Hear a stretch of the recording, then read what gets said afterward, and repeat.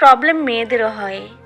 আমাদের যখন কথায় কথায় কিছুদিন পর তোকে বিয়ে দিয়ে দেব, পড়তে হবে না আর বলে হুমকি দেওয়া হয়, তখন রাতের পর রাত আমরা ভিতরে ভিতরে কুঁকড়ে মরে যাই।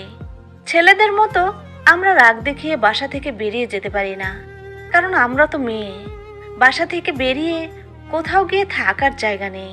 হাজারটা প্রশ্নের সম্মুখীন হতে হবে যে নিজের রুমে গিয়ে দরজা আটকিয়ে ফুপিয়ে কাঁদতে হয়, আর না হয়তো রাতের পর রাত সবার আড়ালে কেঁদে বালিশ ভিজাতে হয়।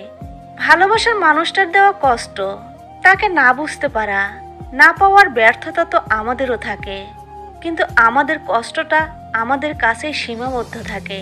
চাইলেই সিগারেট ফুঁকে মদ খেয়ে কষ্ট কমানোর ক্ষমতা আমাদের নেই। এই যে সমাজ হাজারটা প্রশ্ন তুলবে।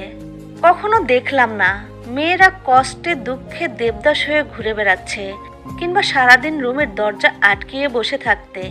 ওই অধিকারটুকুও যে নেই, পরিবারের মানুষ কি ভাববে।